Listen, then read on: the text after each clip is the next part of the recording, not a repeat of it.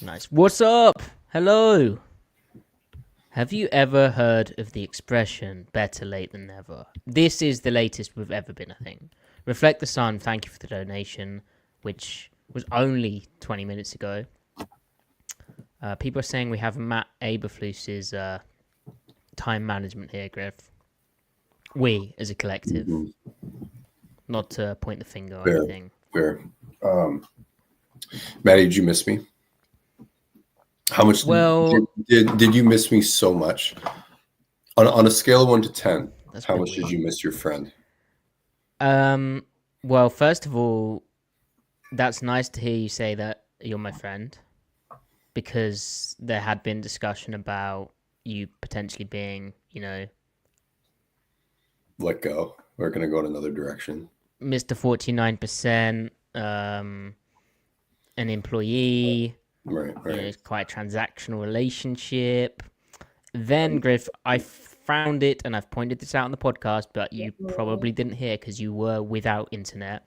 Yeah, I was. But it is ironic to me how you made it a whole bit that it was my show. Yeah. And simultaneously, we spent an entire segment on weather. And then weather and, it being my show. But, it's good to have you back. I'm really excited to delve into your takes on the Seahawks, who are now first place in the NFC West. Lots of weather.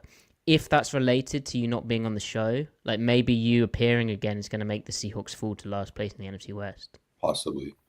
NFC West is an interesting situation right now. It's well, this is that's podcast material. Yeah, it is podcast material. I'm getting ahead of myself. It is interesting though that I was dropping all those seeds, and then the bomb cyclone hit the Pacific Northwest, and then I lose power and such. That is interesting. Maybe some subconscious prescience going on. Now, yes. Matty, do you say prescience or prescience?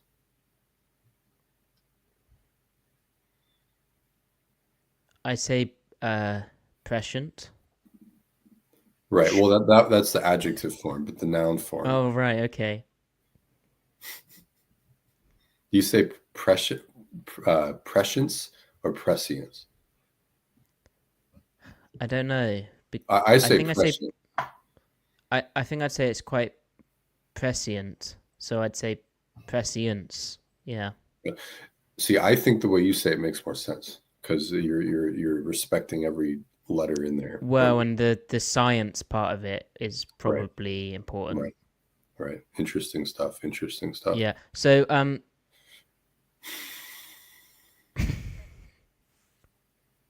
what do you think of Tadakan's comment? Tadakan, are you going to change your name now? It's no longer Thanksgiving. By the way, guys, hope you all had a great Thanksgiving with the people important to you. Griff, also, I got into it with known Seahawks fan Arif Hassan. Did you see that? Any thoughts on tarts versus pies? You guys had quite the back and forth over baked good taxonomy and perhaps etymology. Any thoughts on that one? I got to be honest. As your friend? I got to be honest. I was kind of siding with Arif a little bit. Okay. Anyway, nice to have you back.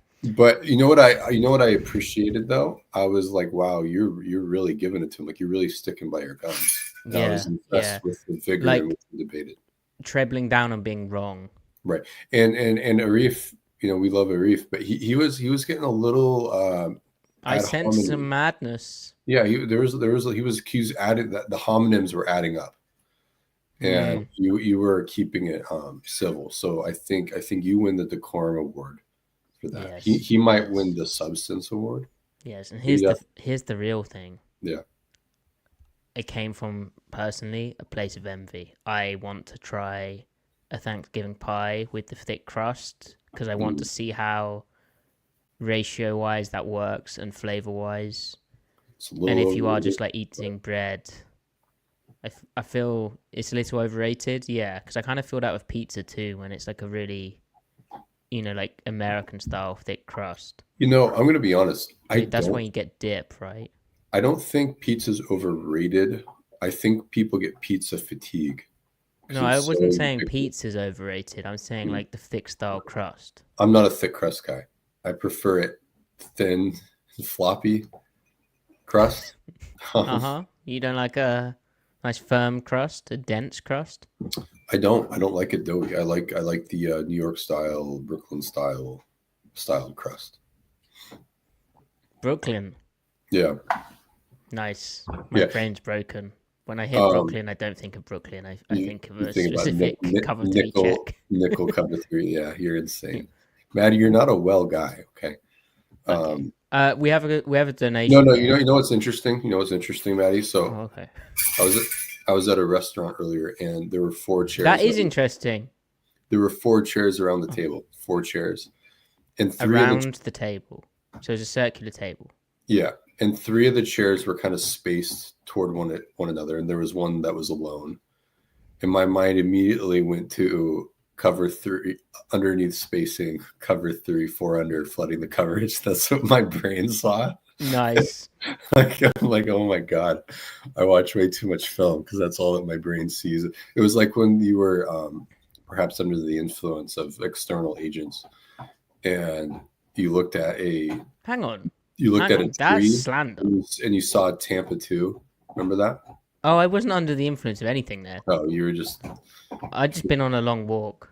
In brain rot. Yeah. But I did see, that was 100% a Tampa 2 tree. Yeah, I'll be right back. Oh dear. Right. Let's have a look at chat. Good to see all of you here. Oh, Griff is already back. Right. Should we I guess that was a preamble. I'm just checking that we haven't missed a comment. Jared, that for one is very offensive. The Matty 6 o'clock comment, I don't like this Matty 6 o'clock. For a start, Matty 6 o'clock is Matty 2 a.m. And so when someone tells me that the podcast is going to be at 2 a.m. and I have 2 hours sleep before that, get up in time for that, and I'm like, I'll be fine. I'll sleep after, and then I can get on with my Saturday, like my day off from work, right? When then that gets pushed back to 4 p.m., but I'm not aware of it until like 30 minutes before the instant, that then... Yes, that eats into my sleep. So Matty 6 o'clock, offensive. Do you know what, Jared? You're probably not here anymore because it's 50 minutes ago that you posted that. But I'm itching, right? I'm tired. Luckily, I have a coffee, Jared, because otherwise that would be maybe a ban. Matty, in the name of the holiday spirit, show some lenience, show some grace.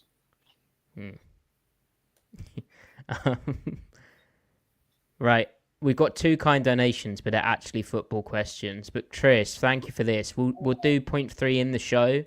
But Griff, that is a good question from Chris, and it's one I think on the lips of a lot of listeners. I certainly am curious. What happened to Volcano Watch?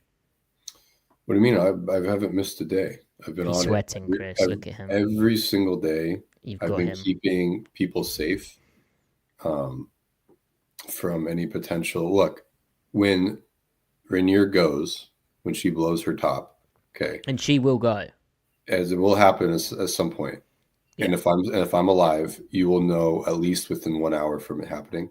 After it happens, and that's my promise. That's my Volcano Watch promise, that there will be no greater a length of time than 1 hour, and you will know, because I will report it. I'll be a man on the scene. I love that for you. Then, Chris, on question 2, did Bruce Irvin and Geno Smith inspire my West Virginia cap?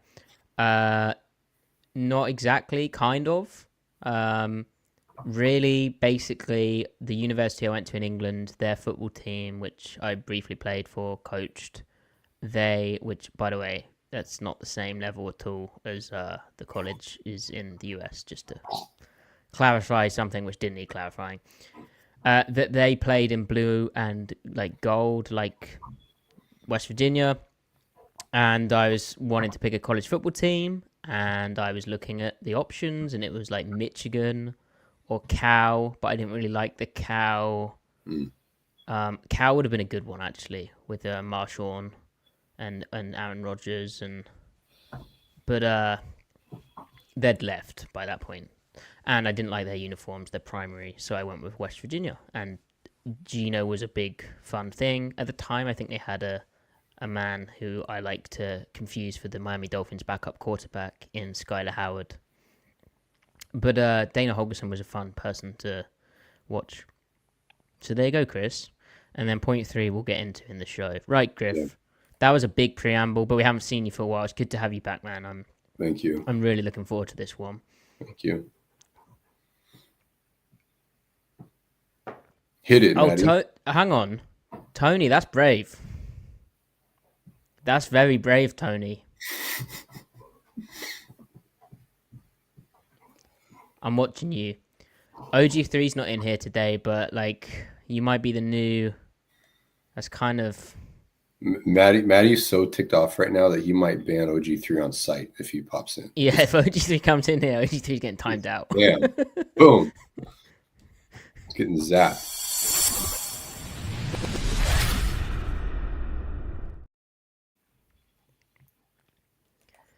Welcome to the Seattle Overload Podcast Show. With your host, Matty F. Brown. That's how I feel. Which dog's that? I just teed you up. Go which dog's that making sad noises? That's literally how I feel. Dickhead. Right. Welcome to the Seattle Overload Podcast, where Griffin is back, his internet is back, and we have tape to get into after the Seahawks took first place in the NFC West. They beat the Arizona Cardinals in Week 12 of the season, 16-6. We have a great defensive showing, and we have a poor offensive showing against what is, a below-average defense, even if you're being generous. I asked on Twitter whether you guys wanted offense or defense, and there was a skew towards the offense. I asked on Blue Sky, and there was a skew towards the defense. What does that tell you about the two platforms right now? I can't possibly comment. But I think, seeing as we haven't heard from Griff, you weren't on the post-game show either, were you? Let's just get Griff's opinion on that game. Griff, where does your mind go to if I tell you, or if I immediately go, impressions on the Seahawks victory? Where do you go first? If zooming out, kind of talking about the intangible stuff, like the team has a lot of grit across the board. Even the offense has, I think they're pretty mentally tough. And that's been a theme really of the offense for a couple of years now. And that's something that's definitely sustained. The defense is also very mentally tough right now, I think. They play to win. Like, I have so many frustrations with the offense, but I think they still play to win. That counts for a lot. Mm-hmm. And that goes to show, like, the past, even the Rams game, like, they get their act together toward the very end of the game and put the team in a position to win, right? So, like Gino, like, his decision making doesn't change even when there's the downside of his kind of sketchy decisions here and there. In the aggregate, it's worth that trade-off. And like, we'll break into that more. Like, I don't actually think he's making as many bad decisions as maybe some think. I feel pretty strongly about that, actually. But the team right now, they're 6-5, an opportunity to go 7-5. They could blow the doors open on the NFC West. They may also not. They might also keep yo-yoing, and it could come down to tiebreakers at the end. But I think this time a few weeks ago, I was like, I feel like they probably go 4-4 the rest of the way. They might go 5-3 the rest of the way. I don't know. They could get back to 10 wins now, and I think that's possible. It's mathematically possible they win 11 games, but I think they still end at 9-8. I think they go 3-3 the rest of the way from here on out. I think the Packers games and the Viking games are going to be tough. I think the Cardinals will play them really tough the second game. This was a really close game. If you're a Cardinals fan watching this game, if we were Cardinals fans, we'd say it should have been 16-14 on that final drive, and they played for a field goal instead of playing for a touchdown, and they should have kicked that field goal. That's what Cardinals fans would say, right? What I'm referring to there is that the two Cardinals red zone trips should have ended in touchdowns, not Cardinals. Like if you're a Cardinals homer, that's what you'd say, and I'd understand that, right? Like Right, and there was the throw to the shallow route that came back on a, was it a hold? But they scored a touchdown which came back on a penalty. Like they were close. right, It was a good beater for cover right, zero. right. And then also like the success rate plus minus, I think it was pretty close too, especially in the passing game. I think both teams were like at 42% success rate. So and success rate at plus minus for a single game is a really good indicator of like, all right, how close was this game really? It was a really close game, you know. So I think both teams were evenly matched, and also in very similar ways with each team's, you know, the defense carrying the way and the offense both struggling. So I don't think I'll be more fascinated by a game this year than the rematch in Arizona to see what each team does, because I think there's some stuff Pet Sitting will want to get back to. I'll be curious to see how Macdonald will have answers for that, what Grubb would try to do differently. So yeah, there's a lot there, but all in all, like what this team is, they've really kind of picked the pieces up of the kind of mess that they were in the middle part of the season, and they've got an opportunity to, you know, really take the season in a completely different direction. And that mostly falls on the offense now. It's like the defense did its part in getting fixed, and there's still a ways to go there still. Like they're not an elite unit on defense, like even at this point in time. They're like a very good one still. And now it's the offense's like job. Like, you know, you got to get your act together and see if you can capitalize on the defense. Yep.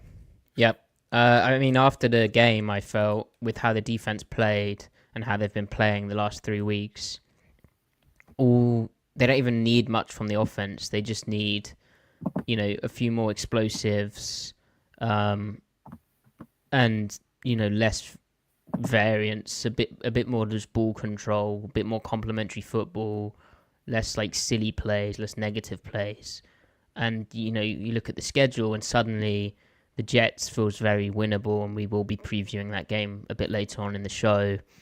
That Cardinals rematch is big, but you'd be disappointed given what the Seahawks were able to do to them in game one defensively, and then what the offense struggled to do but should still be able to do with the players that they have offensively. You'd be disappointed if they lost that. Then the Packers game is obviously the massive one. What a Sunday night football that could be, but that's a real test of them. But Vikings, they're kind of trending down from what I've seen of them. Bears are basically done. And then the Rams, it's always going to be tough. But, you know, if they don't get 3 or 4 wins from that, you'd be incredibly disappointed, I think, particularly with how they're trending. Mm-hmm. Could they get 5 wins? Like, maybe. Right. Now, let's start with the defense, and then I think we should focus most on the offense, because the offense is what needs to improve. We both recognize that. So, Griff, we have some questions on the defense, but and kind donations too. Before we get to them, though, something which stuck out about what you just said was you said they're not an elite defense yet, and you know, what makes you say that? Because they gave up 6 points against the Cardinals. They held Kyle Shanahan to his lowest explosive rate ever. Mm-hmm. In San Francisco, and then they did some nice things against the Rams, although came up short towards the end. So what do they need to do to become from very good, where they are right now in your view, to elite? I'm kind of making that statement just based off of like the superficial stats, or taking the efficiency stats on its face. So the last 3 games, that's kind of, they traded for Ernest Jones. He played the Bills game. You don't really count that game. Plus, the Bills are really good. I think we kind of view the turnaround as the last 3 weeks in particular, where they've kind of shored up the even like the Broncos game and the games early on in the season. We can kind of view as fake to a degree, because there's some weaknesses shown in that game that was later picked on by better teams. Yep, they're not showing those same weaknesses the last 3 weeks. Like when they gave up a bunch of points to the Rams, it was because they were just getting beat on one-on-one stuff, and that's just going to happen with Stafford and Puka Nacua and Cooper Kupp. Like you want to be on the plus side of variance there. And then the 49ers game, like, yes, they did well, but like the passing EPA was actually kind of bad. It wasn't horrific. The most important thing was they capped explosives. But and then this third game was like it's their best game. Like they improved each week the last 3 weeks, with the Rams game still being pretty decent. So I guess what I'm saying is like the last 3 weeks in EPA, like they're 10th. It's not like they have a stretch in the middle of their season where they're like top 3, which can happen, right? Yeah. We're still talking about a stretch, which is still only 10th. In the 49ers game, like I would say that even though it was great what they did, absolutely great. I mean, that's not the same 49ers team that they've been playing. They're incredibly injured and regressed, and like that's not the Goliath. I mean, even Purdy, you said after that Purdy didn't look right, and then lo and behold, it comes out he's got this shoulder deal, and yeah.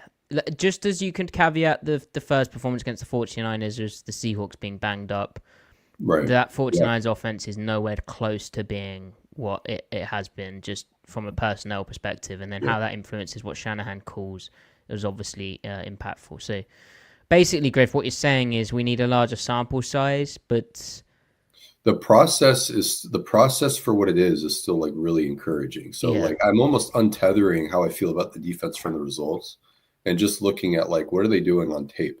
The things that was like they're no longer disadvantaged. They're no longer putting themselves at a disadvantage by what they're doing on tape, like what they can control.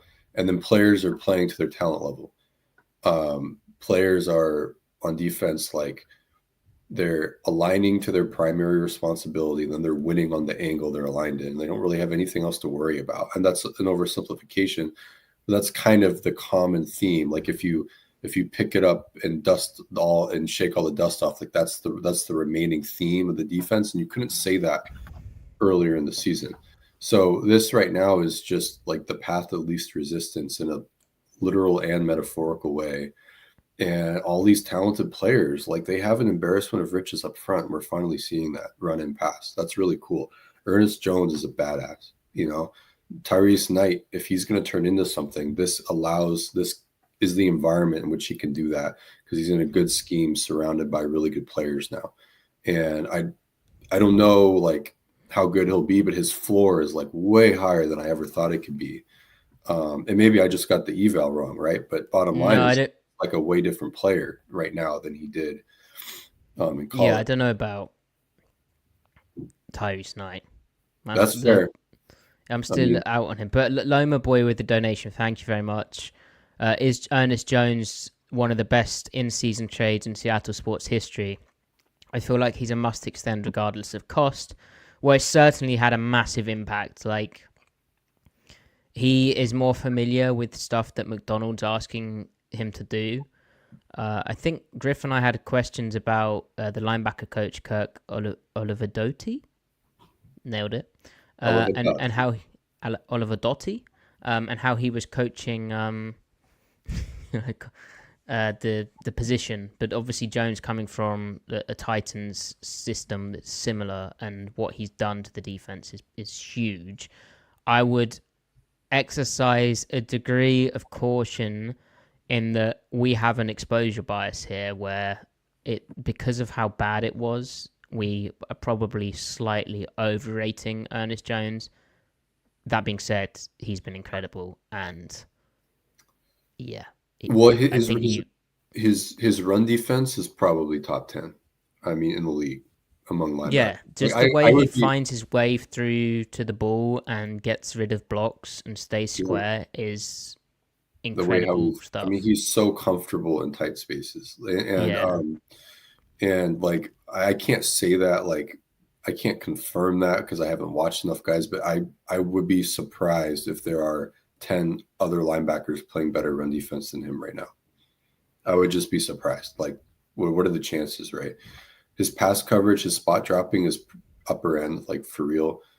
He's not a guy you want to ask to match receivers, and that's always going to cap a guy's ceiling in terms of value.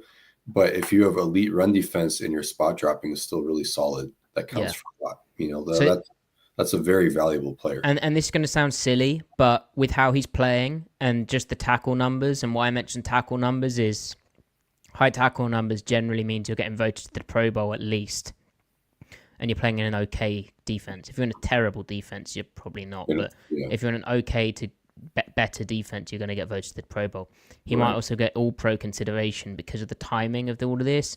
The national media is very well in tune to what changed. Oh, Ernest Jones, he's fixed the defense. He must be a great player, which there is obviously some truth to that. But why I'm mentioning all this is I can see this being, like, value-wise, it's going to be rich. Like, like my boy saying, and must extend regardless of cost. I think the cost is going to be not an overpay, but they're not going to be getting good value from the contract negotiation. Whereas, like, for instance, just so happens, like, say Jordan Brooks, that contract looks very good value in comparison. So, and he does have the kind of higher end traits that, you know, in terms of the athletic ability and the ability to match up with guys and turn and run down the field, that Ernest Jones will never have, because that's just not his style of game. So there's almost an argument, Loma Boy, actually, that if there's a Mike in the draft, you put Ernest Jones at will and put the Mike at the Mike. Now, this defense kind of, it will ask occasionally the will to do more athletic things than the Mike, more kind of speedsy traits than the Mike. And so, you know, you can flip-flop them a bit. And if you remember back when Jerome Baker and Dodson were the backers, there was talk of them interchanging roles depending on what was being asked of them, and we never really saw that play out. But anyway. Well, it's interesting. So Miami has Brooks playing will, right? But they will rotate to where he's playing the middle hook, which is effectively what the Mike would be doing. Right. They almost have every excuse to have Brooks playing the middle hook in a lot of their coverages. So yeah. And why we mentioned Miami, of course, is it's the same largely defensive system. We're not completely obsessed with Jordan Brooks. All right. So on the run defense, I think there's like a discussion that I've seen and we've been asked about whether this is a sustainable change, because defense in the NFL is quite streaky and, you know, there's week to week variance. Like, you know, a team can just have a bad game. But my opinion on the run defense being sustainable is largely that it is, because we've seen not only Ernest Jones come in, but we've seen real impact from Leonard Williams being played more as like a big edge type. We've also witnessed the acquisition of Roy Robertson Harris from Jacksonville, kind of allowing Leonard Williams to play like more 3-tech and Robertson Harris playing the big edge type, which has been very impactful for the run defense, like playing that guy to the strong side, to the tight end, and setting a really firm edge and being like, you know, 280 plus pounds rather than a lighter outside backer type. That helps. Especially when you got both of them playing the edge on 1st and 10. Oh man, it's tough. Right. And to his credit, Draymond Jones is still slightly bigger, and he's been playing some pretty good stuff. Yeah.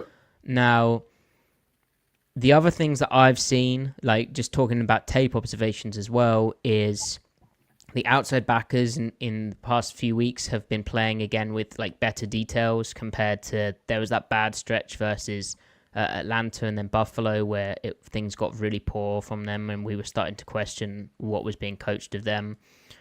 Then a couple of other things. The main thing is the second level alignments, which Griff was saying, and it seems that the second level is communicating better with the DBs in the back 3 or 4, and they're avoiding, you know, guys being in the same gap. They're avoiding a guy coming down, and the linebacker's sort of playing as though he's not coming down to that gap, or what we'd call double rotation in the past. I also think Macdonald himself has evolved, or he's adapted to his situation in a really good way. So we had a question on this. Because he didn't do a lot of this in Baltimore. Like, this is different. Yeah, so TJ Duso 6, to what do you credit Mike Macdonald seemingly of solving his run defense problem he's had since the end of his Baltimore tenure through most of his Seattle tenure over the course of the last 3 games? I think pretty significant, because he's varying his fronts a bit more. Like, there's some bear being sprinkled in. But the main thing for me is, Griff, he has more kind of constraint calls via pressure and kind of looking to create different looks, move a bit more up front to alleviate the stress of sitting in that front Mm-hmm. all the time. And then the other thing is, if he's just going to run like his main used front in nickel, the over front, his most commonly used front, he's folding in the nickel into the run fit more in too high. Yeah. Or even the safety seems a bit more conscious against certain formations about playing into the run game. And again, against certain formations, the corner, if they're in cover 2, is showing up quicker against the run game. So there's an emphasis there, but also, rather than playing a man down in the box, playing with like even numbers in the box when you're in too high. That's really showed up in the too high defense, along with all the alignment stuff, along with the personnel stuff. And so, in my opinion, Griff, this is largely sustainable. But at the same time, now teams have seen these past 3 weeks and seen how they're playing with these new players. They're going to try and get to some of the runs that, have caused Seattle problems, but maybe they came back on a hold. Or, they didn't quite pop, but they should have done. Or guys just beat blocks when they shouldn't have done. And I think this Arizona game, they'll be so disappointed because, one, I felt they left a few of the run calls on the table. Thought so too. They could have gone back to them a bit more. I was very surprised they didn't. And then some of their blocks from their skill position play, some of their just crucial point of attack blocks were just crap. It was really poor. I don't know if that was them coming off a bye week. And not traveling well, maybe. They're just rusty. That's why I keep thinking about the game in Arizona. Yeah, it's going to be big. But anyway, Griff, is this sustainable in your eyes? I imagine you see similar. The floor skyrocketing is what's sustainable, right? I don't know if they're going to hold every team to 2 yards per carry, right? That's not realistic. But I don't think they're going to have any other games where they give up more than 2 explosive runs a game at this point. They're just, again, they lost so much of it in the past because of alignment or they gave up so many runs in the past games because of alignment and the linebackers just having no idea what to do against some of this stuff. And now you've improved the alignment and you upgraded at Mike, and that's just those combined for now guys can just play to their talent level, like we keep saying. And they're in a scheme where all right, this is the scheme you presented to anyone in August. And all right, we're going to airdrop players X, Y, and Z in it. And those players are good. I don't see how this team would be a bad run defense unit. Mm-hmm. So that's where they're at right now. We had all these questions will they be able to ball fit in too high? And technically they're still ball fitting in too high, but because they have an extra guy in there, you simply have less distance to travel, and because he's in the box, because you fold the nickel into the box now, kind of apex him or otherwise, that changes the alignments of the other guys. So they're still kind of aligning to their primary. And the other thing, you take the combos off of the interior defensive lineman. Part of the reason why Leonard Williams is wrecking shop is because the doubles aren't on him as often. Yeah, so as Jay points out in the comments, Devin Witherspoon deserved Player of the Week more than Kobe Bryant, who of course won it. So congratulations, Kobe Bryant, for that pick 6. But really, big cat Leonard Williams should have won the award. I agree. Leonard Williams had what a game. Possibly the best game I've seen from a Seahawks defensive lineman. That's heavy recency bias. I know Jadeveon Clowney had a great game in San Francisco. Clowney, yeah. And then Clark had some crazy games in 2018. Jaron Reed had some quick crazy games in 2018. I still think this game was probably better than a lot of those. Honestly, it was the best game since a Michael Bennett game. Yeah. Mike B would have been where I go with that. But because those guys rotated so much, I don't know. Anyway, Jay, agree with that. And as Griff said, when all these alignments are better and guys are coming downhill a bit more and they've got an extra guy that they're playing with a bit more, it allows the D-line to wreck stuff. You remember week 1 when the D-line just was too much for the Denver offensive line to overcome? Right now, the D-line's just wrecking the crap out of people, and the amount of knockback the Seahawks were able to get just at the line of scrimmage, which, whatever you want to talk about, primary gap, secondary gap, really, Griff, that was just stepping into the guy and Yeah. knocking the living Just- crap out of him in the primary gap. Just resetting. Yeah. Yeah. Reset the line of scrimmage, and I would. and that's just from a confidence thing, and you can do that with more assuredness when you know that the guys behind, going to get the double off you quicker, and they're going to be in the right spot more often. Yeah. Indeed. Okay, so Vince now asking a tricky question, which I think is where we need to go to with the defense. With the defensive improvement against the run, what have you seen against play action passes and screens? I figure Aaron Rodgers will call a lot of screens this Sunday. Thank you, guys. It's a very good question. Do you want to lead on that? Yeah, so I guess, Vince, they still show quite a lot of too high safeties. The idea being that you're capping the explosive of that part. In this past game, Reek Woolen regressed is too strong, but Macdonald praised his focus from the 49ers game, and Woolen was locked in. This past game, he seemed to the McBride catch behind him in cover 2.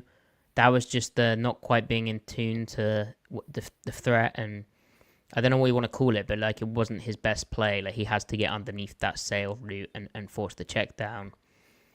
I think the play action defense is really, this is an obvious point, but there are holes in the intermediate areas, but ultimately the pass rush is making those holes not really an issue. One thing from the tape which was cool is Macdonald clearly, and this just doesn't apply to, it's not only relevant to the play action defense, but just the drop back game. Macdonald would match a seam or carry a seam or wall a seam on one side of the coverage because Kyler really likes hitting that type of route. Mm-hmm. And I think they still have more tools that they can unfurl against play action stuff. In terms of the screen game, Vince, I don't really have a take on that. Well, I can give numbers in the last 3 weeks against screens. I have that on hand right now. Okay, go on. So last 3 weeks, Seahawks defense, or rather last 3 games, Seahawks defense is 27th in defending screens in terms of yards per attempt. So not great. They also haven't seen very many. They've only seen a handful, though. So that could just be noise. So not exactly great. But then to your point, Matty, about the play action, there's still being holes there. As good as everything's been overall, their play action numbers the past 3 weeks have been bad. So that corroborates your anecdotal observation. They're 29th in success rate. So 62% of play action attempts are deemed successful for the opposing offense. And then they're 22nd in EPA, 21st in yards per attempt. So that is still their issue. And if you think about it, that makes sense because even though the pass rush has been weaponized now and they're kind of getting back to their talent level, play action can neutralize that a little bit. So it would make sense that they're performing better in pure dropback than play action. Part of that is still, the second level is not an elite second level; it's an improving one. Mm-hmm. That's a little bit where Ernest Jones' lack of pure speed shows up, especially on the more lateral play action concepts where you're going left to right. When it's about syncing and finding the dig windows, Ernest Jones is really good. That's where his spot dropping shows up because he's so smart and knows what's happening. But yeah, if you're isolating not Ernest Jones on that, then they have some issues there. And then the boot game, I think, is giving them a little bit of trouble.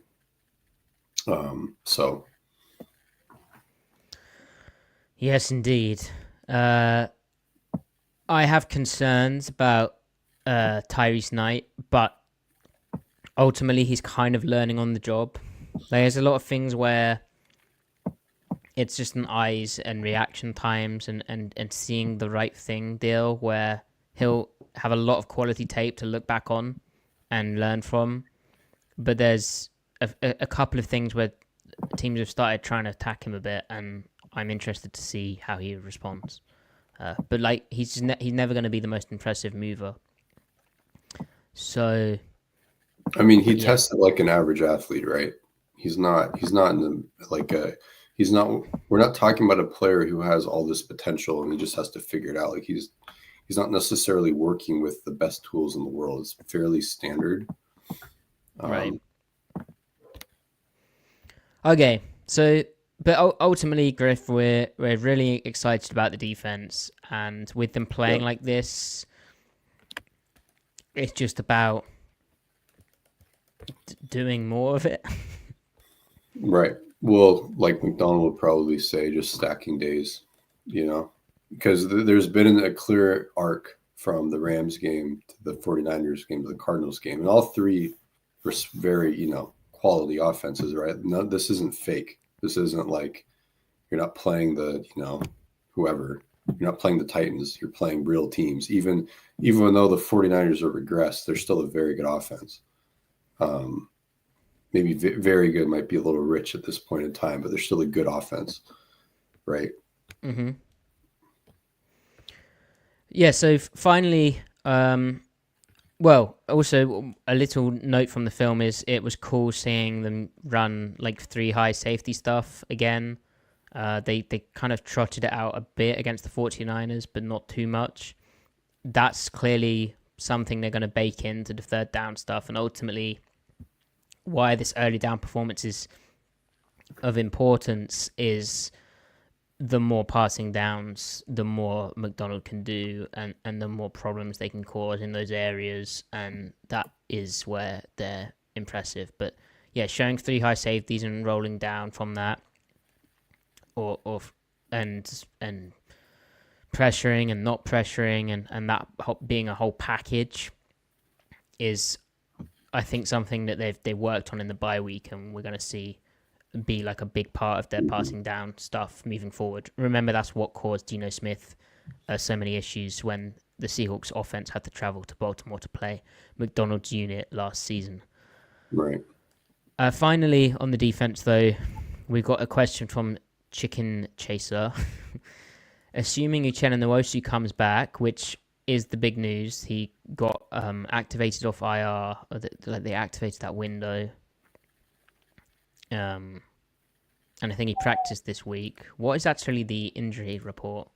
But anyway, Chicken Chaser, as I find that, he says, should the Seahawks still pay Nwosu considering his injury history here is starting to feel like Jamal Adams 2.0? I mean, I hope he comes back and could put together like a solid month plus of football to like remind us all how good he is. I still think he's the best edge on the team. At least the fully realized version of him. He plays above his weight in the run game. Yeah. Hold on, Brady doesn't know what he wants, man. Brady's upset Oh, he wants in. about the Uchenna Nwosu chat. Well, I think it's worth reminding us of what a healthy Uchenna Nwosu is. He was a full participant in practice on Friday, working his way back from the thigh injury, but he's been ruled out for this week's game. And I made a video last season about how, well, it's something along the lines of Uchenna Nwosu's impact on the defense, him being a game changer. And he was in that season, and then he got injured, and the whole knock-on effects of that were cataclysmically bad for the Seahawks. Obviously, this year, they've kind of developed Maffei, who's playing really good football against the run as well, so credit to him. And then Derek Hall's obviously emerging, and they're along in their progression, their development, and they're working in this big edge type idea on early downs as well. So the need for Nwosu, it almost feels. I don't want to say. Go ahead. Well, I don't want to say a luxury, but it's certainly like, wow, how are you adding him in there on top of that? But I'd just say like a pec and a thigh is not the same. Like they're not related. So it could just be really bad luck, Chicken Chaser, or he's just got bad muscles. But I don't think so. Yeah. Anyway, what were you going to say on Nwosu? Right. Like, do we even need him? Type of question, right? Just not that he isn't good, but because of the other players are just doing fine, right? Yeah. What he is that most of the others aren't is that he is another source of TFLs. So even if he's giving you the same down in, down out run defense, he's also getting into the backfield more than the others are against the run in particular.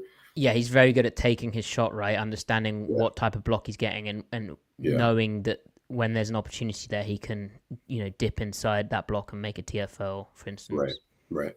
And then he also, like, when you feel compelled to trot out Roy Robertson, Harris, and Leonard Williams on the edge, that's great, but you're not rushing the passer as well as you could be because, the lightest guy on the field is 280 pounds. You're just not going to rush the passer as well as you are. You want to send out your rabbits, your fast guys. So, the point though is that Uchenna can give you, even though in a different way, he's giving you equally good run defense as either of those guys on the edge in a slightly different manner. But he very impressive run. You can two gap with him on a tight end, right?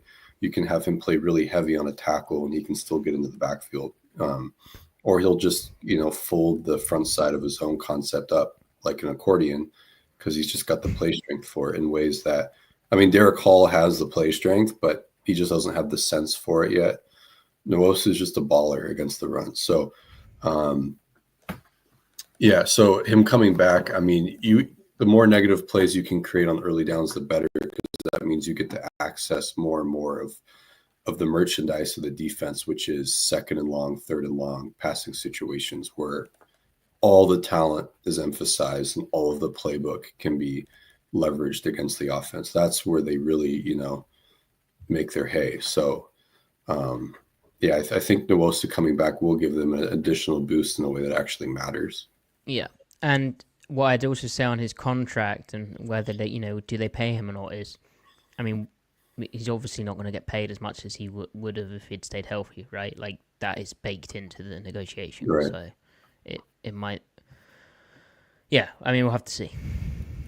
Okay.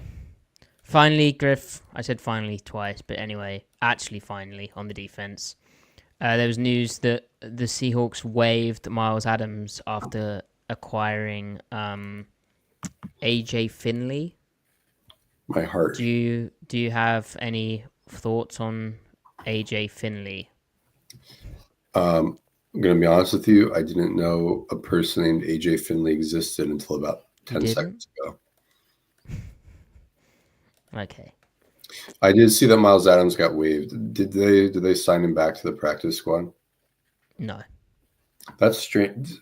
Strange arc there, right? Because every August he doesn't just flash. He does the boring stuff well too. Yeah, he looks like a solid player. I feel kind of bad for him because he got they kept moving him around and he was probably just kept being a good soldier, but he kept being told to do like different things, different techniques, and I'm still convinced he's good though. like if you just play him 200 snaps a season, he'll give you fine play. I don't understand. I don't understand what's going on that the team doesn't want to elevate him, but that's 4 years of it now. But I don't know, strange. Yeah. Oh, well, so Jen is saying Miles is back on the practice squad. I hope so. He is? Am I wrong? Did I miss that? Let me find out. Jen, there's a lot riding on this. Is Jen correct?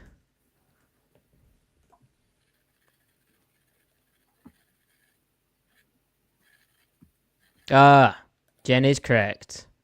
Yes. Well done, Jen. Dang. Yeah, so that's cool. So the Seahawks signed oh no though. Do you know who got released? Who? Quinton Bohanna. You upset about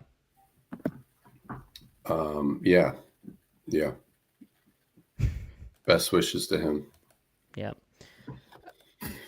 Yeah, makes sense. So yeah, AJ Finley Griff was he's now apparently a corner, but he had 32-inch arms and he's 6'2", so it's like a Reek Woolen type. Very interesting. Light mirror, I guess. It really is funny how Schneider, Carroll, and McDonald really view the cornerback position on very similar terms, like trait-wise and skill-wise and technique-wise.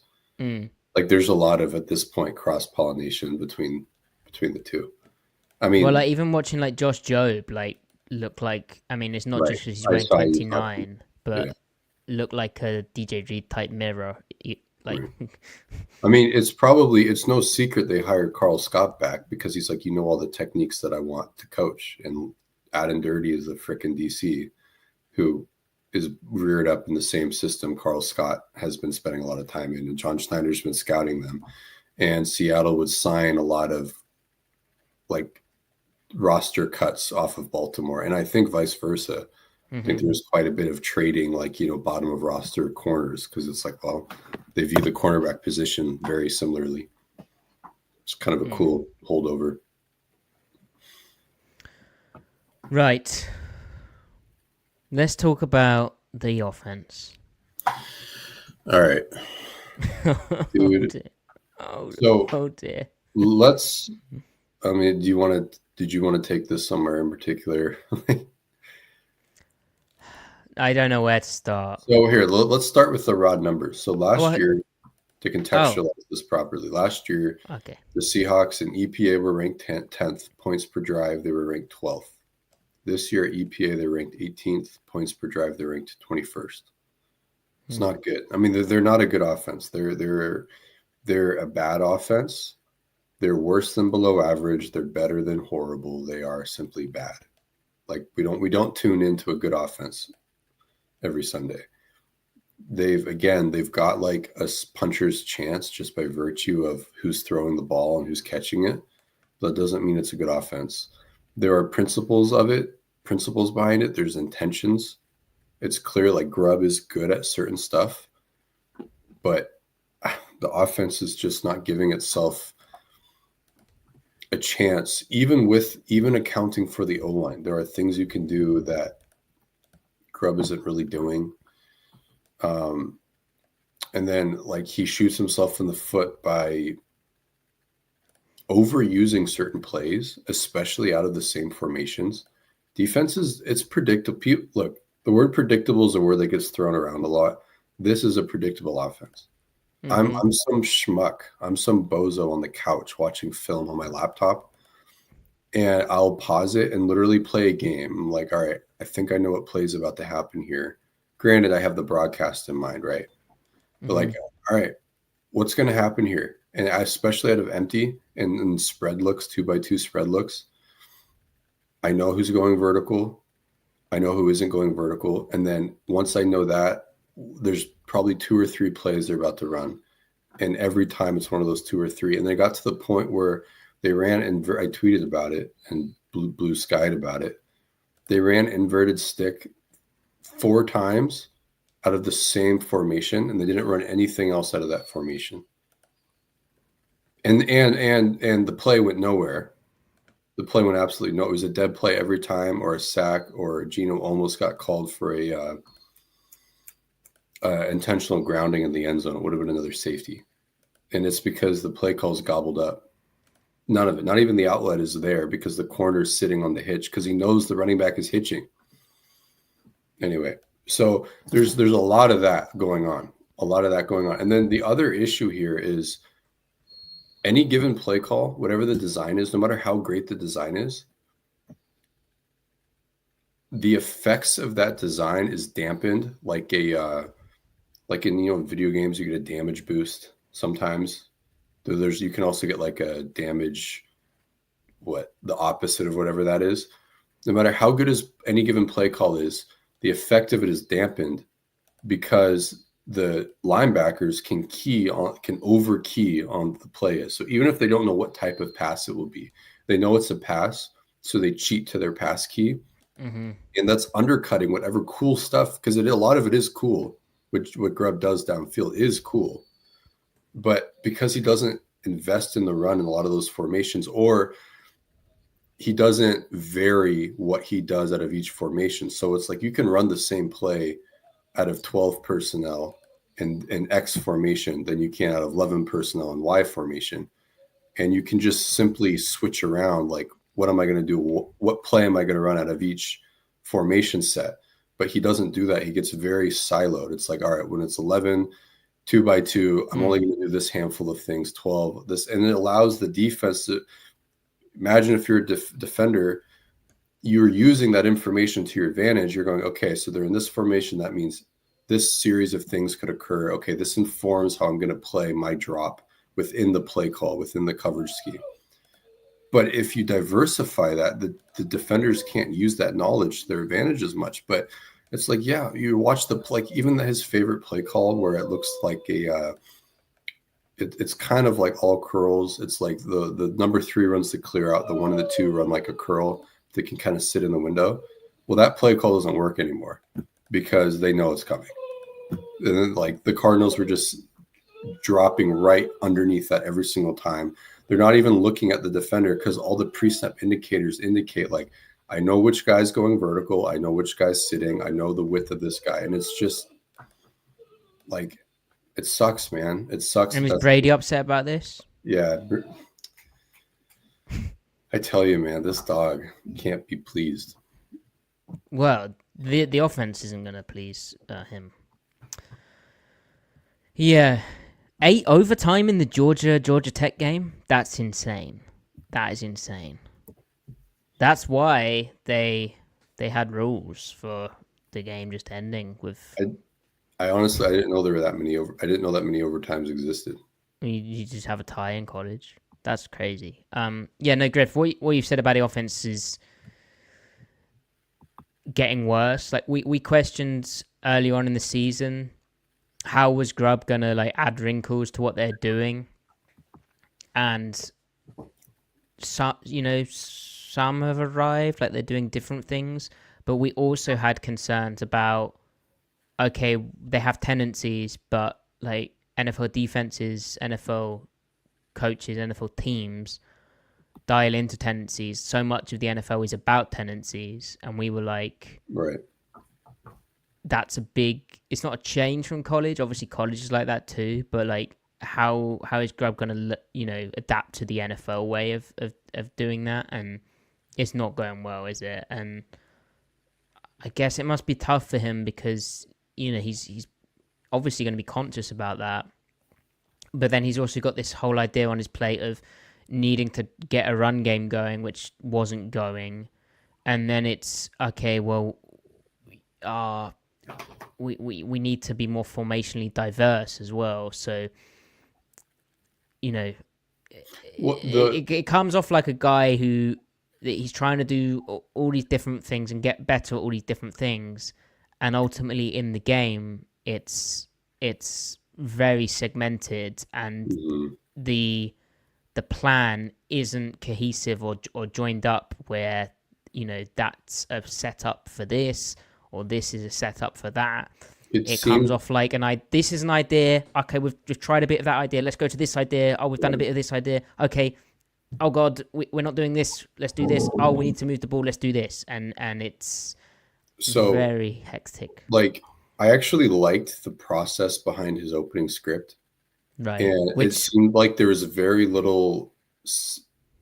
lot of setup that wasn't like capitalized on. Like he didn't actually end up doing he didn't build off of what he showed. Which the 49ers game I felt very similarly about. Yeah. And so the one thing like I said, I liked the opening script. I liked the diversity in the run game, not just because, doing lots of stuff is better than doing little stuff. The way he was really precise about what he was trying to do in the run game. So the same side gun toss off of a look that he's normally doing weak side inside zone off of, or running GT counter off of an inside zone look. Like Ben asking about double power here, which is what we're calling GT counter, right? Yeah, right. And so I thought that was really good because there are all these constraint calls built off of tendency, and you're diversifying what the defense has to worry about. Just the sheer volume of it forces the defenders to think about it. But then he doesn't play action off of any of those precise looks. He play actions off of the type of runs he's been play actioning off of. And then, so like that's one, we talk about dampening the effect of the design of the play call. You're not preying on you're not taking advantage of what the defense has been keying against the run there. your play action like off the wrong run types almost. And then when you do play fake, this is where it's a coaching issue and not necessarily a scheme issue. When you do play action, the O-line is not selling the run block scheme at all. They're so panicked about getting into their pass key or into their pass protection, into their pass set, that this, again, the linebackers can key pass so quickly that it neutralizes whatever you've got going on downfield. And it's just, it's like nothing here is working. Nothing is working. The biggest plays this game were out of structure. It was the Geno to DK twice, right? And then a screen. So the biggest ways you move the ball were out of structure and screens. In other words, your offense is bullshit. Yeah, so on that topic, Griff, how do you move the ball? It's very hard in the NFL to move the ball without an explosive play or two on a drive, right? Like touchdown drives tend to have at least one explosive on them. I don't even need to look at the data to know that's true. Griff, this offense cannot get explosives, right? I think they're bottom 10 in explosive rate.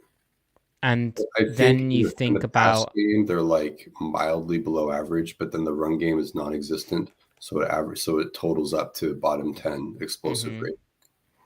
And then my mind goes to, well, how many of those explosive plays are then from the kind of design, and how many of them are Geno staying alive in a pocket, improvising his way into an explosive play? How many of them are what would be graded as turnover-worthy throws where Geno's kind of like the fade, I think, to Cody White, for instance. Geno kind of throws it over the head of a corner where he's just like, we need to move the ball, we've got to try this. This is not advisable. And I think it'll be a large portion. It's something that we probably need to do a deep dive. But Brady is clearly unhappy with Ryan Grubb. And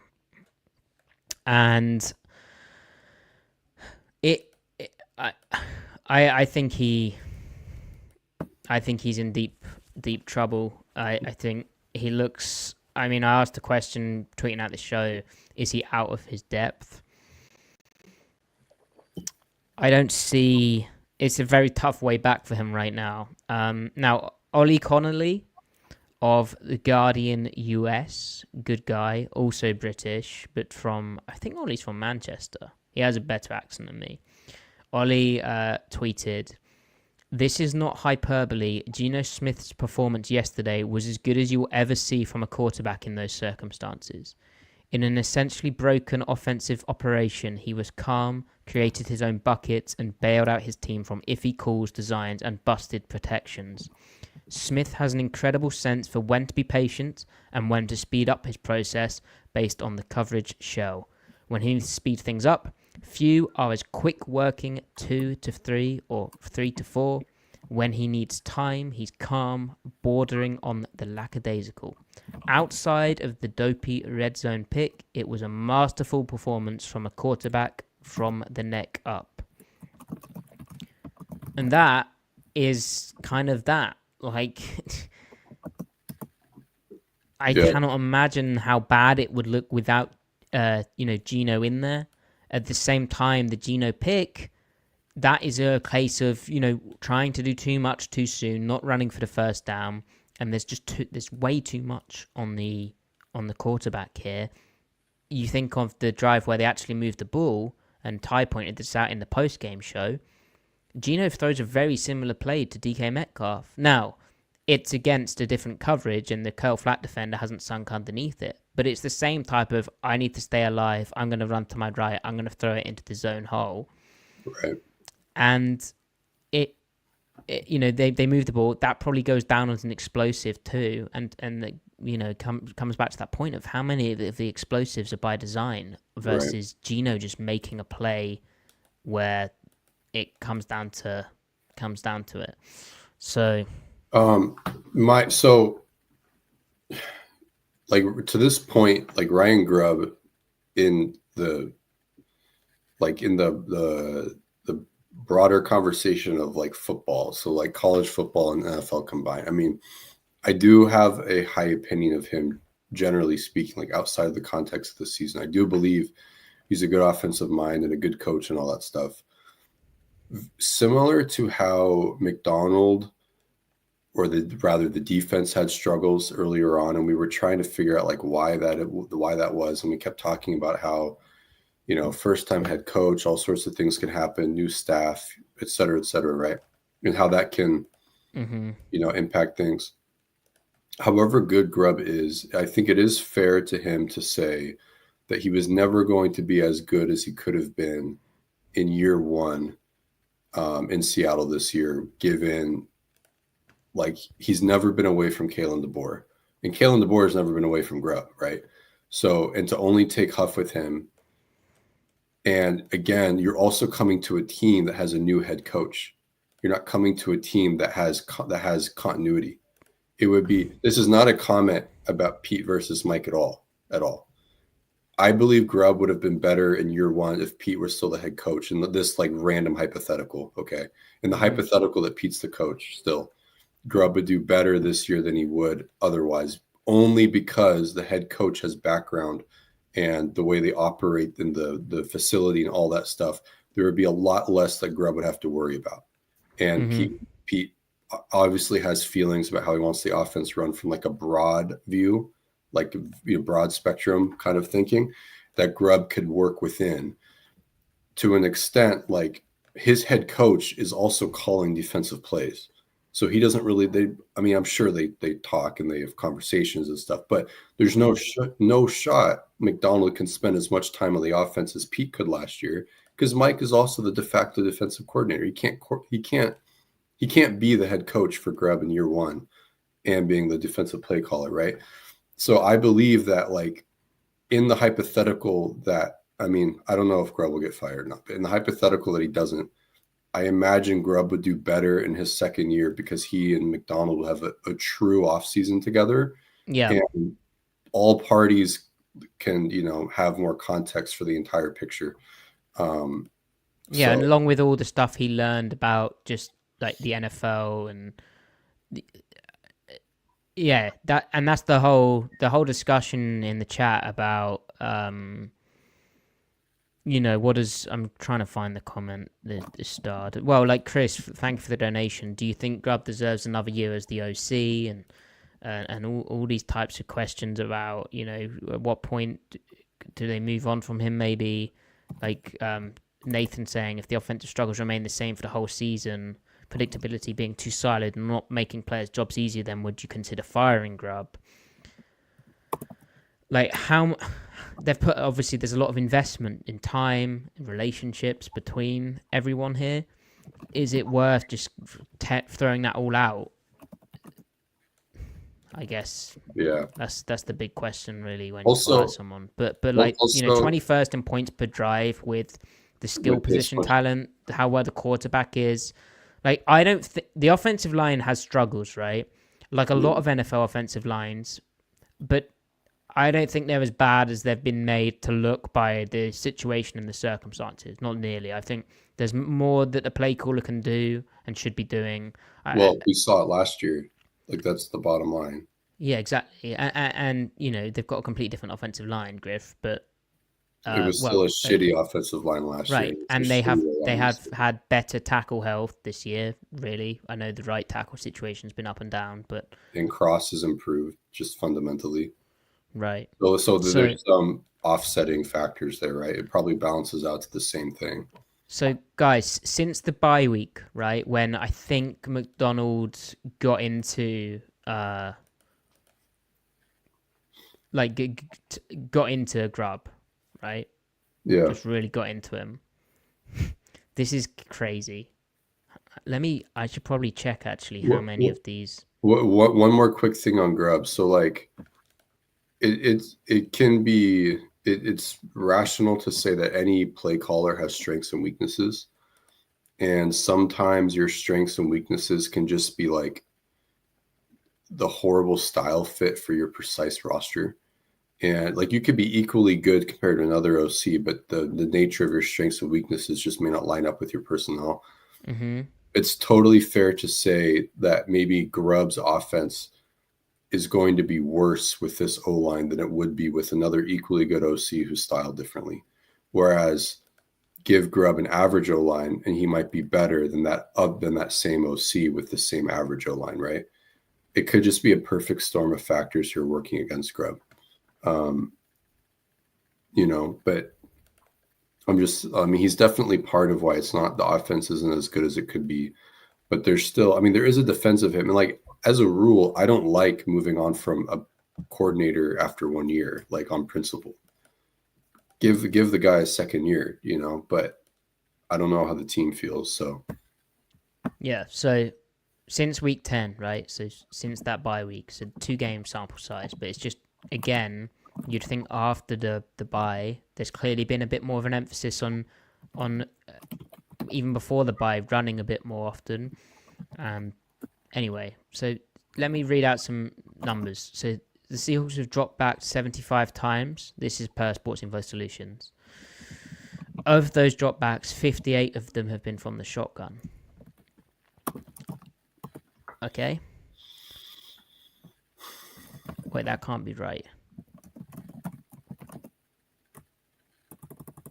Anyway, what stands out to me, SIS has charted them with 6 under center dropbacks, 5 of which have been play action.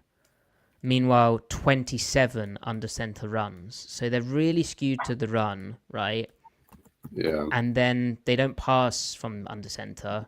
And if they do, they're hunting for the under center play action deep shot. Wait, how you said 33 or 27, 6 runs, 27 runs, or 6 passes, 27 runs? 6 passes, 27 runs, and of those 6 passes, 5 are play action. That's the last 2 games. So that's an under center pass rate of 18%. Yeah. The league average is 32% pass rate in under center. That's just not. That's like like in NBA, they talk about the 3-point revolution. This is the opposite of that. This is like shooting long twos right now. Yeah. And then 58 gun dropbacks to 21 gun runs, with 8 of those dropbacks being gun play action. So this is where, you'd think after a bye, like that would be a big review, right? Like, right.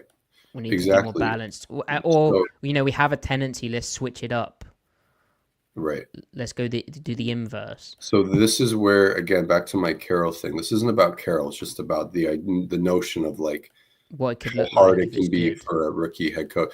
So Carroll would have a mandate of, when you're an under center, you need to be, I don't care how you design it, but you need to be throwing 33% of the time in under center minimum, and then you figure it out. And I want to spend X amount of snaps in under center, and and that means you have to practice it to get good at it to warrant doing it that much. That would be his mandate. Right now, there's clearly no mandate. Grubb can just do what he wants. There's no chance Pete would hire an OC and say, just do whatever. Like, no, we got to live in this structure, these worlds, and then you figure out the particulars. So, Grubb just needs more oversight and help from the head coach.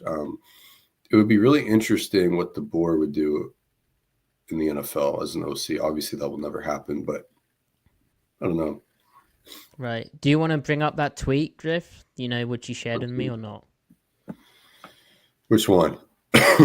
You shared it in the chat before we went live. I don't think we should. It got deleted. It got deleted. Out of respect to the person, I'm not going to. Yep, fair enough. Okay.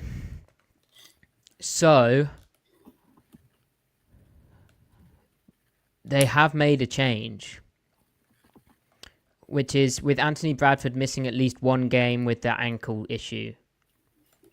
Well, hang on. He got placed on IR, didn't he? So more than one game. You would think that 3rd-round pick Christian Haynes would come in at right guard. Yeah. But instead, it's been announced that rookie Satawa Lemea out of Utah, who we did do a tape review on, which you guys can go back and look at. I think, did we watch him again? We watched him at right tackle, though. Oh, because we thought he was going to be a right tackle, so that's a discussion point. Well, I think we were talking about how we were trying to project his right tackle tape to guard. Okay. But the 6th rounder, he has indeed been converted from right tackle to right guard. He was a physical guy, looked good pulling. But Griff, Strong yeah, as hell. what's your thoughts on this, on Laumea Right. basically beating out Haynes? So that's wild, right? To because they give Haynes the nod after Bradford goes out, and I Yeah. wasn't impressed, but I don't think Haynes like was offensively bad or But he anything. didn't lose the job bad. Right, like it was his first game for real, right? So I wasn't like, I was like, all right, let's see if he can settle in and show anything for 2025's sake. And it was always disappointing that he didn't do well in preseason or in training camp, right? And I thought they were going to keep working him in. It just never happened. So for Laumea to get the nod, like without even like playing any NFL snaps, to do this outright is kind of nuts. So is that a statement on Haynes, or is it a statement on Laumea, or a combination? Probably a combination. One thing I think that we both agreed on with Laumea is that he's strong as an ox. Just absolutely moves people. I liked him at left guard, though. And I was excited about the idea of Laken Tomlinson getting uprooted by someone. The fact that Laumea is uprooting Haynes is just really disappointing. Why did you like Laumea at left guard? Because obviously we hadn't seen him play on the left side, right? Was it just you want Laken Tomlinson replaced? I just wanted because Tomlinson he's a out of there. Yeah, okay. Yeah. So, because they have a left guard problem and a right guard problem, and Laumea and Haynes being part of the only one of the solution to one of those spots, it's kind of rough. So, well, McNugget makes a good point, I think, which is Sautea hitting the blocking sled where Huff and another coach were exchanging looks liking the power they saw, and then they remind It's Your Choice about the reason that Anthony Bradford was starting over Haynes was play strength. He was just a stronger dude. I think that's what they like from Sautea, and yeah, I think that is what's going on there. I think that the comments on Haynes' play strength versus Bradford, they do stick in the mind. I think they clearly have liked what they've seen from Sautea, but yeah, that is fascinating, particularly when, right, this is I know you can get speed to powered and you can get ball rushed, and if you don't have play strength in the pass protection game, that can be an issue, especially at guard. But at the same time, they pass so, and I know they've upped their run rate and they're trying to go in a direction, but it almost feels Haynes would be a better guard for what Grubb wants to be at than Laumea. Unless maybe Laumea is a great pass protector and we've never seen it. Yeah, that's the thing. Like, what if he's amazing. Good? But I like his traits. I don't think he lacks the athleticism to be a good pass protecting guard. I mean, he played tackle for crying out loud, so it's not like he knows nothing about it. Not that he was a good pass protecting tackle, but no. Right. So Amy asking, do you think there's any chance the offense can take a step forward like our defense did a few weeks ago? I mean, I don't know.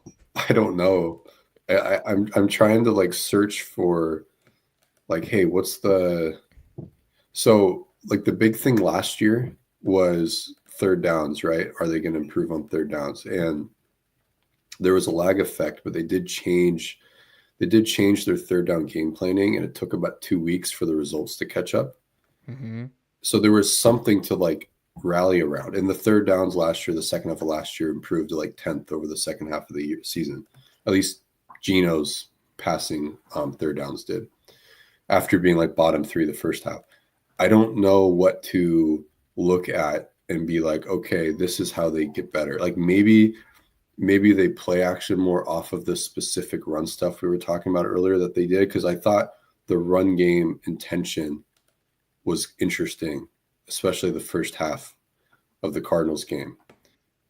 Can they build off of that, take that anywhere? Maybe it's through that and they're able to open up some action windows. So that's a good point, Griff, because we have Macdonald on the Monday was optimistic about the run game. He said, you're looking at it you're looking through it from, hey, we're coming up with our plan, how we're implementing it, how we're practicing it, how it's coming to life on the field. There's some good stuff out there. It's just not as much as we want it or as consistent as we want it, but there's some good stuff, and our guys are working really hard at it. Our coaches are devising some really good plans, in my opinion, that we're still going to try and improve on, but we're on the right track. And I think my issue is, okay, that's great, but then how, we've liked what Grubb's tried to do in the first openings of the last two games, but then what's the layers off that? Right. Yeah. And it can't just be reverting back to very kind of formationally obvious drop back gun passing. Also, the resistance to another reason why the Seahawks were elite on early downs last year is because if they got off coverage, they would just convert DK into a 5-yard hitch and take the yards every single time. Right. And that would also then encourage more press, and then you could get the outside release go going with DK. Outside release go route. The outside release go route does not exist in this offense this year. And the reason for that is because I don't know what the numbers say, but it feels like, going off vibes, at the risk of going off vibes here, DK is facing an astronomically high rate of off coverage, whether it's cover 1, cover 3, cover 4. That corner is off. And they won't just run a hitch. When they do run hitches with him, ironically, it's when he's pressed up. So he's running a 6-yard hitch. It's effectively a comeback, a 5-yard comeback, the way it plays out. And Geno has to back shoulder a hitch route. It's the stupidest, dude. It's so dumb. It's so dumb. Nothing complements anything. Like, if you have a cool design, complement it with another simple thing to keep that design fresh. It's just that's like when Pete talks about balance. That's what it is. You can your play calls get like damage amplifiers if you're balanced, because any given play call has more life to it, but nothing exists as the constraint to something else. Nothing complements something else. Like, you do enough of that in the aggregate. That's what balance is. And as you've made the point, but so much of the NFL from a play caller's perspective, but just the players on the field, is just pattern recognition. And if you have, the difference between a good player to an elite one, really, it's not how fast they are. It's not even like how good the technique is. It's in the NFL level. It's more just their pattern recognition. Like, look at Ernest Jones. Ernest Jones is slow as hell, but like you're saying, this pattern recognition makes him play faster. Yeah, and So anyway. So interestingly, right, on the season, the Seahawks shotgun usage, they've used it 79% of their snaps, right? But since, say, it's like week 6, isn't it, when they're running a bit more? Yeah. Since week 6, the shotgun usage is now 81%, so it's gone up. Since week 9, which was when the defense's things changed, their shotgun usage is 80%. So I've been where's pistol? Like, what the fuck? Yeah, so I've been saying all this stuff about, like, they're using more under center, they're trying to run more. I don't even think it's true. Like, since week 10, right, the bye week, their shotguns percentage is 73%. So there's a bit more, 5% more, but or 5% less shotgun, but 5% more under center. But no pistol, just very dialed into certain things, and it's not working very well. If you don't make a change at OC, well, let's assume the offense doesn't improve, okay? Because I always keep the doors open for a unit improving and rallying around, like a strong finish to the year, and then you go in with momentum into the offseason, right? Under the assumption the offense kind of stays as is, and if you don't change the OC under those circumstances, at least bring in someone else to be an addition to the staff, like what Norv Turner has done for some teams. He's actually improved them. What Gary Kubiak did in the twilight of his career, being up in the booth, being like a consultant, having a role in the offense. something along those lines to help Grubb out. I feel like that would do a lot. It's a name that makes sense. Another shotgun heavy name that can still be balanced is Frank Reich. If he just wants, an easy job, something along those lines, right? Because I feel like he and Grubb can marry their philosophies together. I don't Jen know. asking why don't we have a run game coordinator is an interesting question. I mean, those titles kind of they can mean things. They probably. I mean, I'm sure whatever the role of a run game coordinator has, I'm sure it's being performed by Huff, and they just don't call it that. I mean, Yeah. It doesn't necessarily, like, I think Shane Waldron said in his interview, he said even though his title was pass game coordinator, his responsibilities week to week were just, whatever you're doing red zone this week, you're doing third downs this stretch, that didn't really change from the previous season. Yeah. It's just kind of more, yeah. It is actually it's horrifying to me that nothing's actually changed, like in terms of the overall buckets. Like they're around 78%, 11 personnel, that about, bit of that, the rest of that's 12 personnel basically. They're 67 to 70% zone run to gap run. They're using about the same amount of shotgun, maybe just slightly less. Like there isn't a marked. I really am kind of shocked at those numbers, but that's alarming to me as well. The other thing is Grubb afraid of shaking it up too much because he doesn't know if he can coach in that right now. Remember when we were so confused why Clint Hurt didn't introduce play calls that he had previous experience with as a D-line coach? Yeah. And we just said maybe he doesn't feel like he can coach all of that.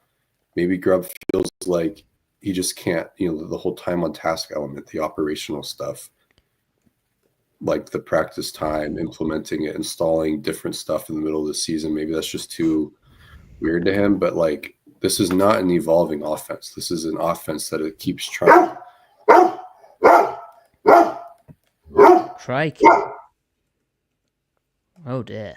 Oh dear, oh dear. That was very quick. This is an offense that keeps trying, Griff. Oh dear. All right, we're back. It's an offense that keeps trying to be what it wants to be instead of, cutting bait and trying to be something else. Yeah. I don't know. So we're usually quite an optimistic. Well, I guess we're always balanced, aren't we? But this is fairly sounding fairly negative. I mean, go put up 30 points against the Jets against a good pass rush, and then we'll have something optimistic to talk about, right? Yeah, and I think at least the run rate is the one thing that has changed a bit, and that is hopefully something where they'll be able to layer off it better. They have the other positive is they have really good players, so and Gino's playing well, albeit with that bad mistake.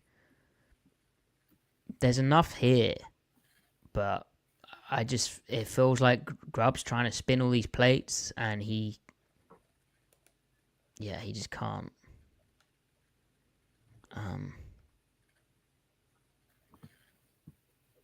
He can't get it done. So, Griff, would you do we actually want to look at tape, or is this just more like an observations of the tape podcast? It's a tape podcast without tape. I'm just seeing the time here. These are the tape conclusions. So the tape conclusions with a bit of data in there as well. Well, you're going to be unhinged tomorrow and be a maybe. Depends how tired I am. Yeah, I might be able to join you late depending how long you go, but that'd be cool. You just come in like off the bench, bit of fresh legs. Yep. So we've got a question from Ben saying, any way you can check the first 3 quarters of the game, drop back pass rate, Matty? Feels like when Grubb's pressed in the 4th quarter, he abandons the run. Griff, is that something which matches your thing? That might be true, but I feel like they're in must-pass situations in the 3rd quarters kind of anyway. Right. I might be wrong on that. That's But something I could look up for you, Ben, though. Depends how long you guys want to wait for me to just manually work that out. Probably not that long. But, Griff, you got anything else to add on the run, on the offense while I look this up? No. All right. So the Seahawks travel to New York for week. Ben, I am looking this up, by the way. For week 13, they've got a winning record again. They're first place in the NFC West. And for me, Griff, this is a big test. They spoke about the Arizona game as though they wanted to create a playoff atmosphere and obviously win, right? But like it was clearly a game they were all juiced up for. They were hyped for. They corrected a lot of their issues. But Griff, how... That can't be right. That can't be right. Hold on. 24-18 Seahawks. No, hold on. Oh, wait. Hold on. You can write that down. What? The Seahawks have 9... Oh, no. The Seahawks have 9 fourth quarter rushing attempts on the season. That can't be right. Wait, they have what on the season? They have 9 fourth quarter rushing attempts on the season. There's no chance that's correct. That can't be right. Is that what SIS is saying right now? Yeah, but it says 6 games, but I don't know if that's because it's only been 6 games that they've run in the fourth quarter, or if that's actually just not been updated, or... That can't be right. That can't be right. That's hilarious if true, though. That can't be right, though. That's a great stat if so. Ben, your anecdote could be right. Are you sure that did you select quarters? Did you select downs instead of quarters on accident? Oh, good question. I did, yeah. That's I've done that before. They have 9 fourth down rushing attempts. I'm wrong. I'm an idiot. SOS knows. Okay, yeah, that makes sense. So they have 73. Never mind. Okay. Panic over. Right, Ben. Right, yeah. So, Griff, why 24-18 Seahawks? Because it's a big test for them going for an early start on the East Coast is kind of where I was going with that. In a game that they're expected to win. Like, New York's basically quit on the year. Yeah. I mean, the offense, I mean, you still got Aaron Rodgers throwing the ball. There's still Devontae Adams and Garrett Wilson out there running around. So that counts for something. Their defense is not playing up to its potential ever since they fired Saleh. They were an elite defense, and they just keep getting worse. But their pass rush is still really good. So that's a matchup in the Jets' favor. Mm-hmm. That could be an equalizer. I could see it being a one-score game. I mean, I feel like it's going to be 24-18 in a way that is like, you know, like they get garbage time points to make it a one-score game in the end. I think the Seahawks win comfortably, but they don't do as well as we want them to, but they win comfortably. My concern is with the offense playing how they are. Like, is there such thing as a comfortable, like, is that a thing? Can they ever be comfortable with how the offense is? I don't know. I mean, you hit a couple of, you just get lucky variance wise, right? On the deep ball, you just time it up right. And like the one strip sack that Gino recovered, like he had a touchdown, but the Charles Cross, of all the guys to lose on a potential touchdown, Charles Cross losing really stings. Yeah. Oh yeah, that was tough because DK was wide open, right? Yeah. So Ben, the pass rate in the first 3 quarters is 65%, and in the fourth quarter is 67%. So I don't think there's something there really. Your anecdote was incorrect. Your hypothesis. Right. I haven't done a prediction, have I? I don't really want to look at how the predictions are going. I think you said 28-14. I've noticed what you're doing. No. I said 24-16. No, I said 24-18. 24-18. 24-18. Seahawks, yeah.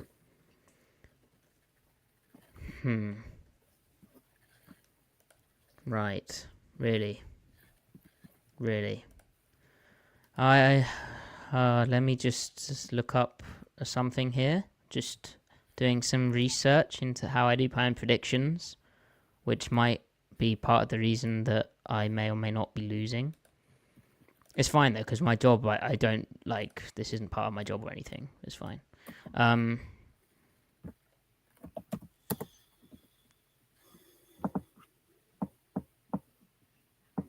I think this will be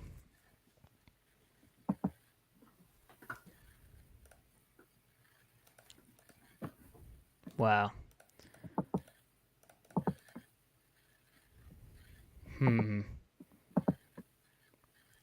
Seahawks 24.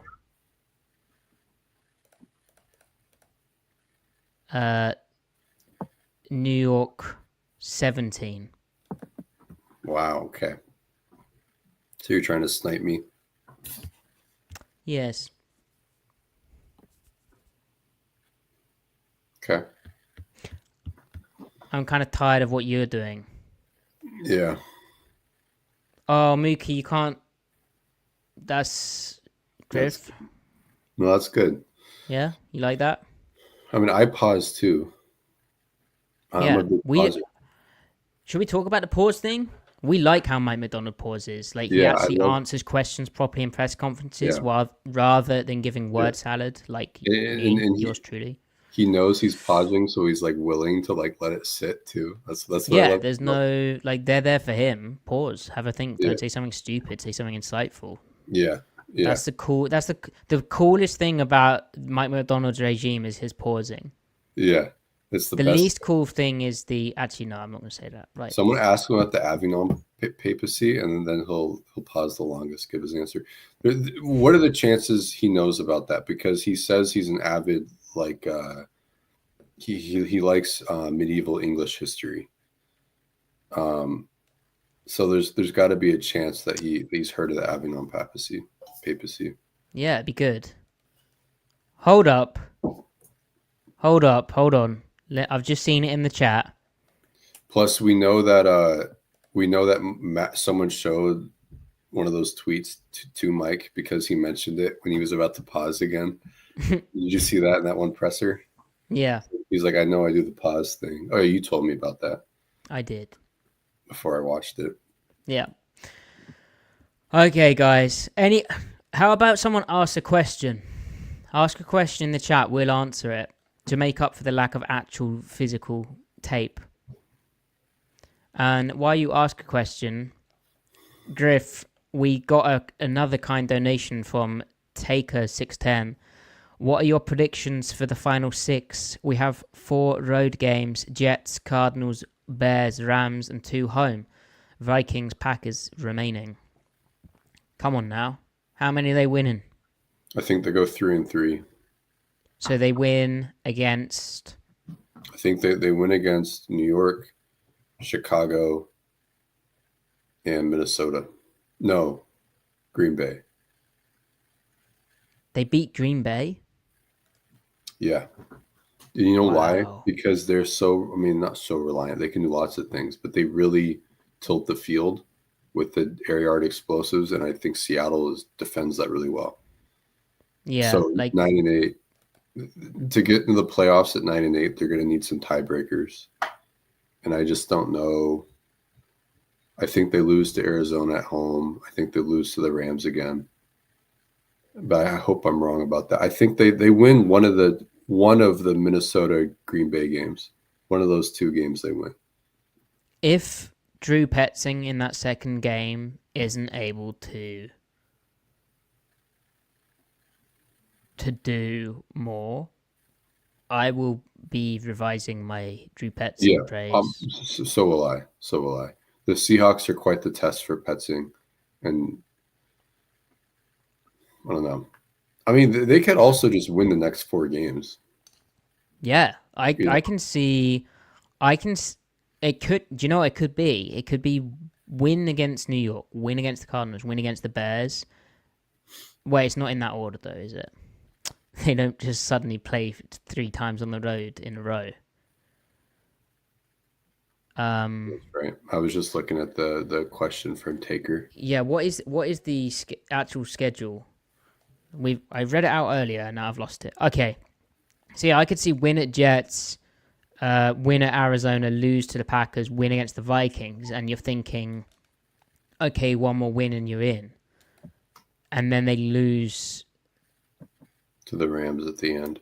Yeah, but I'm still seeing 4 wins there. I still think I'd be very disappointed if they don't beat Arizona in Arizona, given what the defense showed and given that the offense should be better. Ultimately, though, if they miss the playoffs, I do think Grubb's done, because like there's going to be real kind of focus on why they didn't make the playoffs, and it's not as simple as the quarterback's not played well, and then who someone has to answer. Yeah.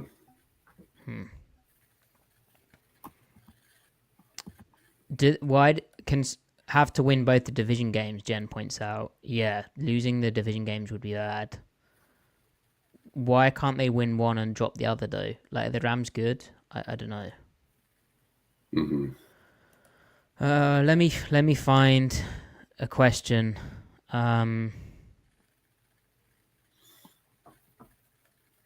No good questions. Sorry. They're all bad. Oh dear. Griff, closing wisdom? No. Whatever. Well, chat, we'll be back. Well, first of all, right, let's have a look how many people we've got in here. We have 135 people watching us. That's incredible. However, we only have 40 likes, so please like the video. It does help us. All it is one click. Just press the thumbs up button. Subscribe to the channel if you haven't already. Please follow Griff on social medias at CMikeSpinMove. Follow me at Matty F Brown. You have to do that, though. Yeah. Follow the pod at Seattle Overload. We'll be live on Sunday after the game. There's a possibility that I will be doing another marathon stream at 11 p.m. Pacific time tomorrow, actually watching tape. Maybe just watching the first half of the offense or the defense, whatever you guys want. But because it's now 6 a.m. here and I'm on like 2 hours sleep, possibility I don't do that. So I will keep you informed of my tiredness. And if not, the marathon stream will return next week. We also did it today because obviously Thanksgiving, and just to reiterate, we are thankful. I can't speak. We appreciate you guys, and I hope you, and I'm sure Griff does too, I hope you had a good Thanksgiving with people important to you, as I said at the start. Like, it's great having so many returning names and so much chat interaction, and I know we're both really enjoying doing this. Griff, goodbye. Watch Children of Men, by the way. It's a good movie. You'll like it.